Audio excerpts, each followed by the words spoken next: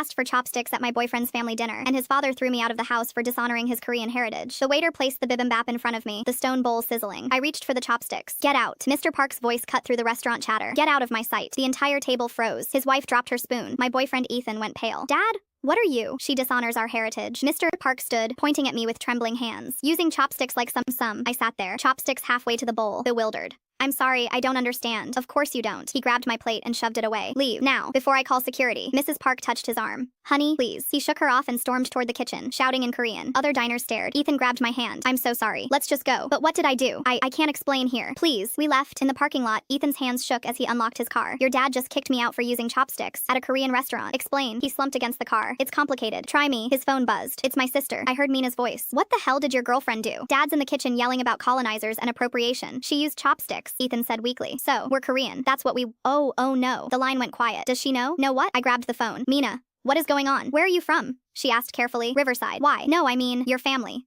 Your background. My mom's from Ohio. My dad's from Texas. I don't understand. Oh God. Mina's voice cracked. Ethan, you didn't tell her about Dad's rules? Ethan took the phone back. I didn't think it would come up like this. What rules? Finally, Mina spoke. Dad has very specific ideas about cultural appropriation. He thinks non-Asians using chopsticks is like stealing our culture. I laughed. That's insane. Chopsticks are utensils. That's like saying forks are only for Europeans. I know, Ethan said miserably, but he had some bad experiences in the military. People mocking Korean culture. It made him protective. My phone rang. Mrs. Park. Dear, I'm so sorry about my husband. He's very passionate about preserving our culture from outside influence. I'm Mrs. Park. Mrs. Rai Mitsu dear of the Protriton for Park. I was trying to be respectful by using the traditional utensils. I know, dear, but he sees it differently. In his mind, when non-Koreans use chopsticks, it's complicated. His brother runs a cultural center, very strict about keeping traditions pure. Pure from what? From people who aren't us. Ethan drove me home in silence. At my apartment, he finally spoke. My dad wasn't always like this. Something happened when he was stationed in Korea. He came back obsessed with authenticity, with keeping cultures separate. He has a whole manifesto about it. Posts online, has a following. He looked sick. I should have warned you. The next morning, Mina sent a link. Mr. Park's blog, Protecting Asian Heritage from Western Appropriation. The latest post was about last night. About me. The audacity of these people, it read. Thinking they can just take our customs, our tools, our identity. Then I found the photo that changed everything. Mr. Park at a ceremony receiving an award. Distinguished Service in Military Intelligence. I stared at the date, the location. Ethan called. My dad wants to meet, to explain his position properly. Actually, I said, I think I should explain mine. We met at a coffee shop. Mr. Park arrived carrying a folder of printouts about cultural appropriation. You need to understand, he began, the damage your people do to our heritage. I understand perfectly. I pulled out my own folder. Fort Jackson,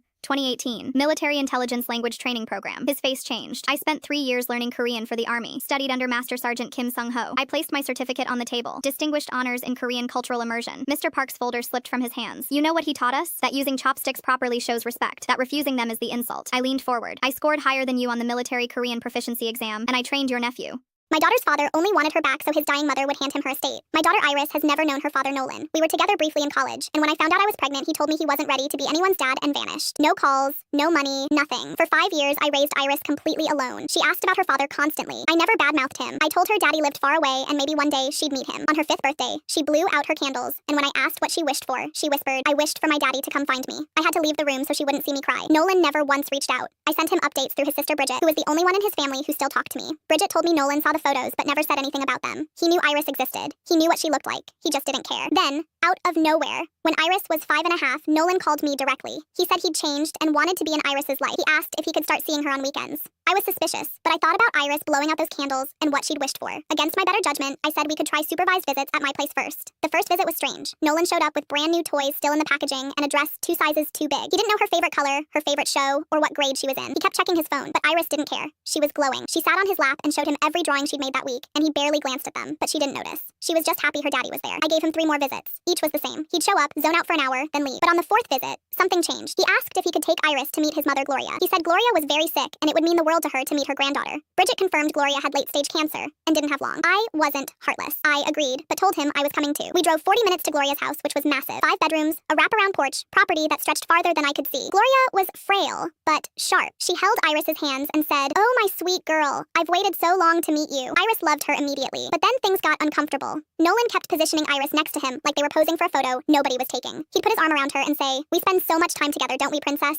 Iris looked confused, but nodded. When Gloria asked how long he'd been in Iris's life, he looked her dead in the eye and said, "Since the beginning, Mom, I've always been there." I almost choked. Iris stared up at me with wide eyes, and I squeezed her hand to let her know it was okay. I pulled Nolan into the hallway and told him to stop lying to his dying mother. He shushed me and said, "Just go along with it. This is important." I asked important for what. He told me not to make a scene and walked back into the room. After the visit, Bridget called me in tears. She told me everything. Gloria's will stated that her estate, the house, the land, all of it, would go to whichever of her children proved they were a devoted parent. Nolan's brother Curtis had a wife and 2 kids and was always Gloria's favorite. Nolan had been written off as irresponsible years ago. But when Gloria got her diagnosis, Nolan realized this was his last shot. He needed a child. He needed Iris. Bridget told me Nolan had been telling Gloria for weeks that he'd raised Iris since birth, that he was a dedicated father, that I was the one who walked out and he stepped up. He fabricated 5 years of fatherhood to steal an inheritance from his own brother who actually earned it. I called Nolan that night. I told him Iris would never be coming back. He laughed and said, "Come on, she had a great time. Gloria probably won't last more than a couple months. Let me bring her around a few more times, and when it's done, I'll sign whatever you want. I'll even throw you a cut." He offered me a percentage of his dying mother's estate in exchange for borrowing my daughter like she was a rental car. I told him the only thing I'd be signing was a restraining order. He called me dramatic. I told him dramatic would be me calling Gloria right now and telling her everything. He went completely silent for the first time since I'd known him. I filed the paperwork the next morning.